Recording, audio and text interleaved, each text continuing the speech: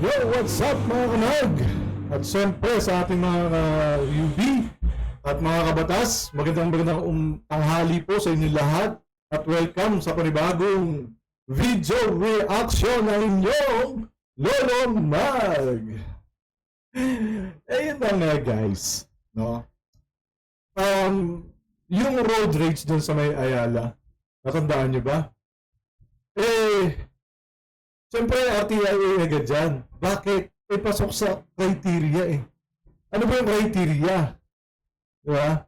Siyempre, viral. Diba? Kailangan viral para pasok sa RTIA. Okay? Kahit hindi ka na lumapit, sino na mismo yung lalapit sa'yo. Diba? Pag viral ka. Hindi mo na kailangan pumila. So, basta ang criteria lang is viral. Ngayon, ang tanong, dahil yung title nila, anak daw ng biktima sa pamamaril sa Ayala, nagpatulfo daw. Ang tanong, nagpatulfo nga ba? O tinulfo lang nila? Alright, pero wala lahat, siyempre, intro muna tayo. Yung ginawang song ni Pinoy Bro Media para sa atin, replay natin. Alright? At siyempre, Pinoy Bro Media, maraming salamat sa iyo. At saludo. At itong si Pinoy Bro Media po ay gumagawa po ng series, ginagawa po niya ng song ang lahat ng mga kabatas vlogger. At yun nga, isa nga po ang inyong lingkod sa kanyang nagawa na. At siyempre, pakinggan natin yan.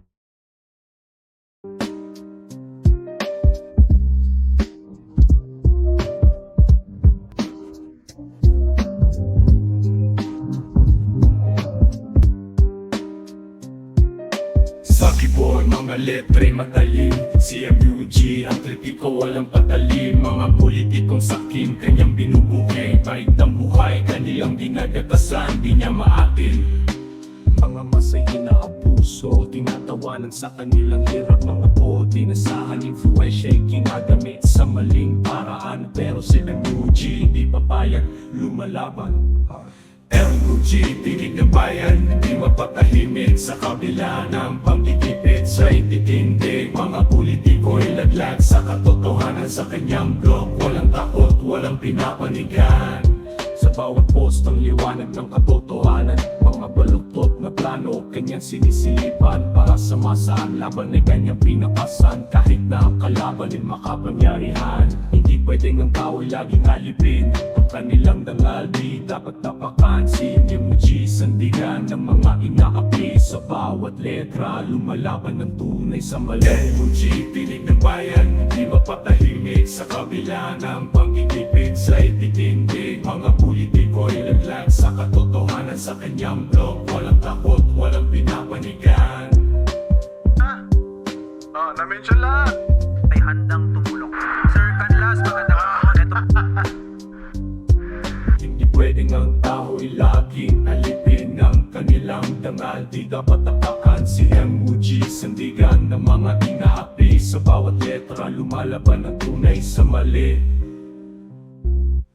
LUG, tinig ng bayan, hindi mapatahimik sa kabila ng pangkikipit sa ititindig. Mga politiko'y laglag sa katotohanan sa kanyang blog. Walang takot, walang pinapanigan.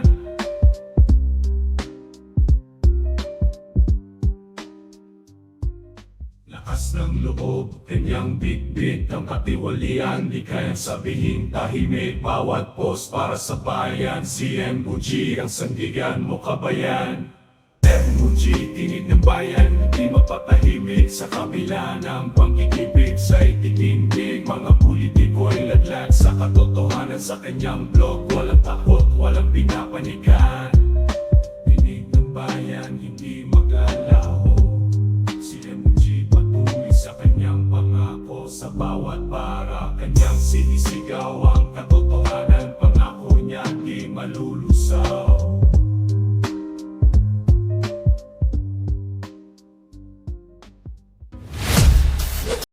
Alright! Yan! So, ito na nga guys, no? Ang tanong nga natin dito is, nagpatulfo nga ba? Kasi ang mabigat dito, guys, solve na po yung kaso. Nahuli na po yung suspect bago pa nila na-content. Diba? So, ano ang purpose? Bakit kailangan pang mag-RTIA itong kaso na to? For the content? For the views? Well, yun lang naman ang aking opinion dito. At yun lang din naman ang nakikita ko. Sinasabi ko lang naman kung ano yung nakikita ko dito. Diba? Dapat kasi hindi naman sila dapat makialam sa mga kasong ganito eh. Diba? Anong gagawin nila? Mag-iimbestiga? Anong karapatan para mag-iimbestiga ng RTIA? Diba? Panoorin po natin itong video.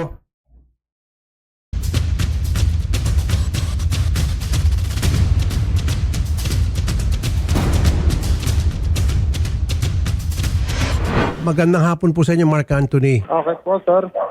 Unang-una sa lahat, ang aming pong pinapabot na malungkot na simpatiya sa nangyari po sa inyong papa. Tinawagan na ho ba kayo ng ating PNP at naikwento na po ng ating kapulisan yung pangyayari? Opo, kagagaling ko lang po sa loob, sir. Ngayon niya lang po. Palabas pa lang po ako. Okay. Ano po Diba, ang tanong niya, i-report niyo ba sa polis? Tapos ito yung sagot ng tao. Nung anak ng driver. Diba? Galing lang sa polis. yung sabi ng PNP? Nahuli na daw po, sir, yung suspect. Okay. Bakit Opo. daw po siya na maril? Pagkakaalam ko po sana, pagkakasabi po kanina. Nahuli na, di ba? So ano pa? Ano pa gagawin dito? Magmamaritesan na lang tayo rito? Dismissal na lang tayo rito, gano'n? Ha? Obvious, guys. Kanina parang uminit daw po ang ulo dahil po sa pagkakagitgit sa kanya. Road rage to pong nangyari. Kasi sabi po dito Ito sa ang ginagawa ni police Ate. investigation, sir, wala naman pong nakita. Ito ang ginagawa ni Ate kapag recess. No? Hindi gagaya ng iba mga senador natin. Kahit recess, pinag-aaralan nila yung kanilang committee kung ano ba yung batas na pwede nilang gawin doon sa kanilang mga assigned committee. Diba? Hindi kagaya nito si RT, si Rabi Tulfo. Kapag recess, napakalaking pagkakataon, napakagandang pagkakataon para sa kanya na mag-show. No? Nagawin itong kanyang RTIA show. At makialam sa mga kasong ganito. Diba? Instead na gumagawa ka ng batas, isa pinag-aaralan mo yung committee mo kung dapat mong gawin, ito ang ginagawa. At wala siyang pakialam ha. Dahil for sure, napapanood naman niya yung mga video reaction ng mga kabatas, community, no? Na pagpuna sa kanyang ginagawa. Pero mas lalo niya pang ginagawa. Wala siyang pakialam. Ito ba yung senador na mahal ng mga Tulfo fanatics? Diba? Ito, nakikimartes na lang to dito eh. Wala na siyang gagawin dito, ang tulong.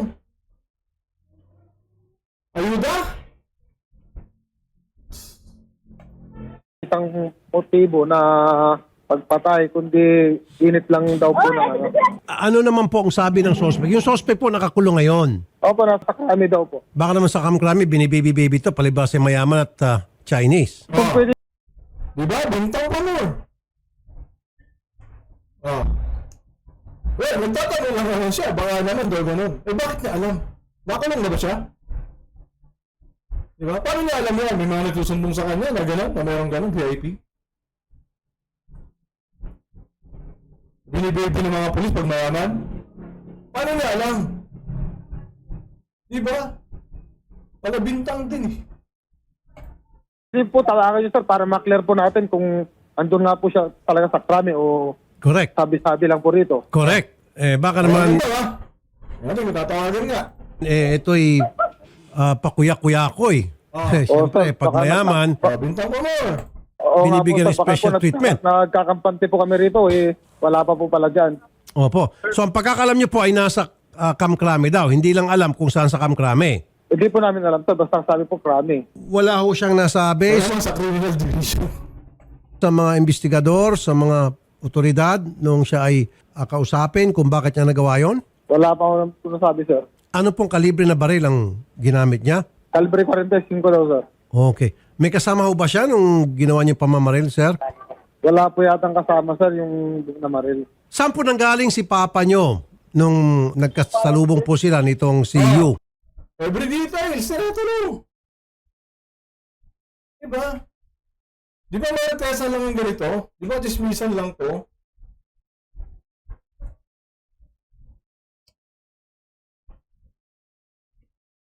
Sa kalsada, sa EDSA. Galing po, nagsundo po ng estudyante po.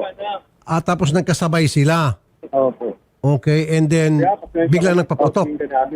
Opo. Okay. Yun nga, parang nagkakagitgitan hanggang sa etong isa, palibase may baril, mayabang, pinaputokan agad ng wala pong kaabog-abog. Opo, sir. Hindi katulad sa ibang road rage, may bumaba, nagsigawan, Nagkakainitan po. Baka kinat the process yung road rage. Hindi na dinasa maraming usap, puto ka na agad. Diba? Well, hindi naman makakatawa itong nangyari. Guys, di ba? Hindi naman talaga nakakatawa. Nakakalungkot para doon sa pamilya. Iyan nga lang, ba't pinukontent? Ba't pinukontent?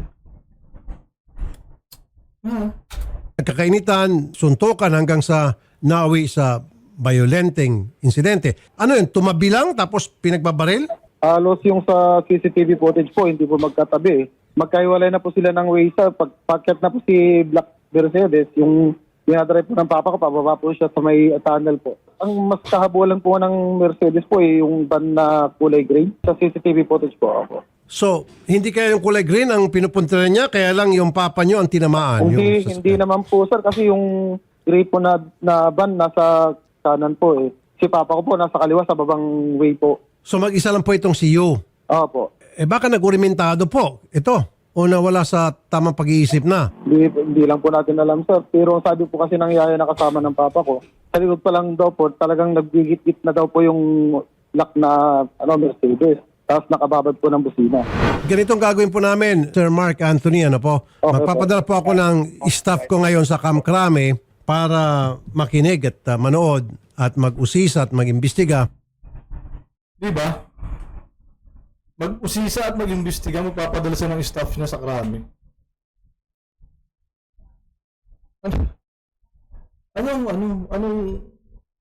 Anong mandato meron kayo sa gobyerno para gawin niyo yan? Wala, di ba? Hindi niyo kailangan gawin yan. Ipaubayan niyo sa pulis ang investigasyon. Wala kayong karapatan dyan. Baka mamaya makasira na naman kayo sa kagaya ng nangyari doon sa model. No? Na di umano boyfriend ng model na si Police Major. Ano nangyari doon? Nasira ang investigasyon. Pinalaya yung di umano ay suspect. Di ba? Huwag na kayo makialam. Nahuli naman na eh. Magtiwala po kayo sa pulis natin. Kita mo, yung pangagalita nung Mark, tawagan daw kasi baka daw hindi totoo yung sinasabi ng pulis sa Makati na nasa Di ba wala rin siyang tiwala? Kasi nga walang tiwala siya sa mga pulis eh. Pag ganyan ang nagiging pag-iisip ng mga tool fanatics, no? Nawawala ng tiwala dahil yung idol nila walang tiwala sa pulis. Di ba? Kung ano po yung mangyari dito sa ginagawa nilang pag-imbestiga at anong kasong na-file at baka naman itong si Yu ay nakakatanggap ng VIP treatment. Yan po inaalala nyo. Sino pong nagdala dito kay Yu sa Kamkrami po, Sir Mark? Stop po dito sa Makati Central Police Station. Nakapasok kayo mismo sa Kamkrami at nakita nyo po face to face ito pong si Yu Hindi pa po kami nakarating ng crime, sir. Wala pa po. Sabi pa lang po dito sa police station. sa Makati. Opo. Paalis na po sana kayo. Papunta na po na kayo Purinarya eh. Nasaan po yung mga labi ng papa nyo po? Nasa Purinarya po na Rizal. Ito yung paborito kong general. General Nartate, sir, magandang Wow! May paboritong general! Si Artie Boy! Wait lang guys Ayusin ko lang ang camera ko. Nawala eh.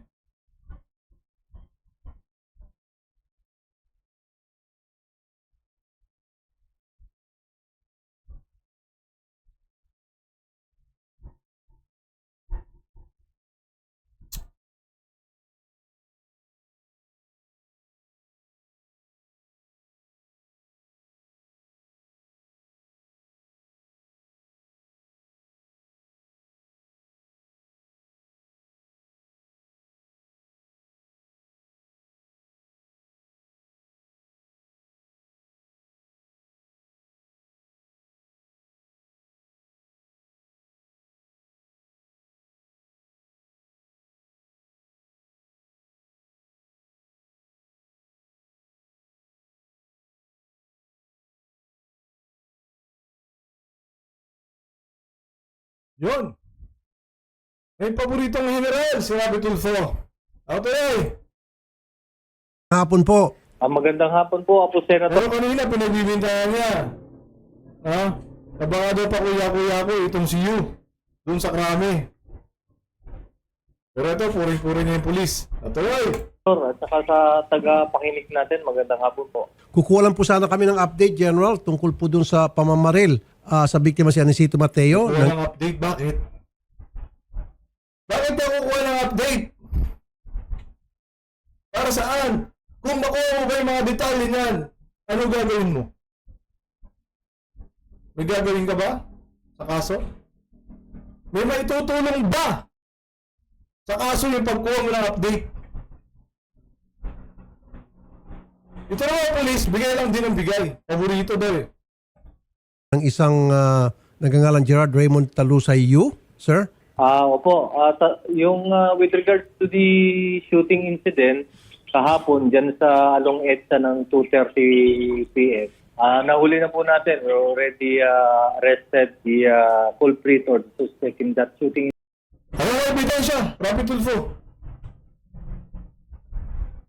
Ayan, huli na. Nasa Krame. Krame nga ba? Krame nga ba? Krame ang sabi kayo na, di ba? Oh.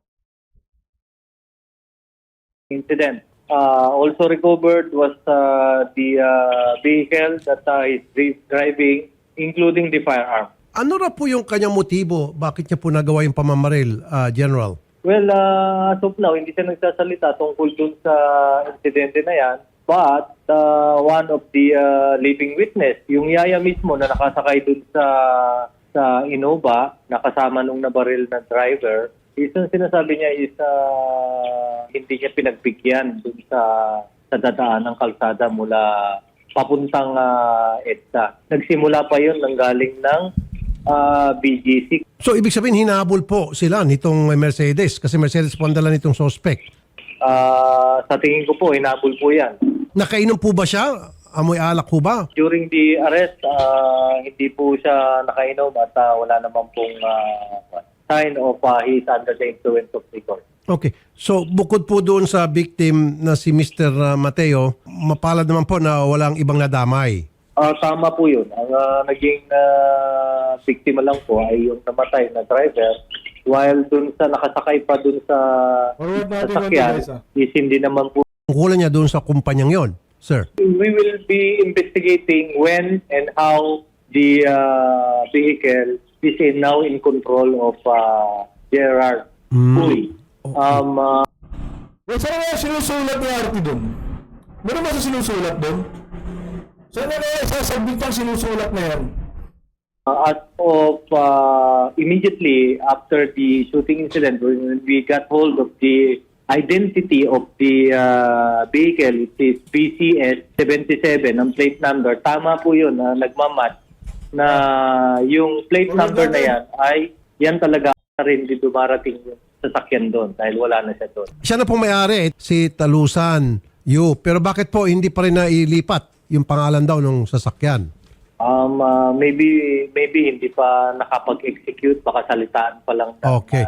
Sige po. Salitaan pa lang yung Opo. kanilang turnover. Yung baril po na ginamit, lisensyado ho ba? At saka anong klaseng baril po, General, sir? Okay, when we profile for the suspect or kung sino may hawak ngayon dun sa sasakyan, kasi nakita lang natin yung sasakyan na BCS 77, through backtracking po ng ating CCTVs, the investigators did us to address in Riverside, Pasig.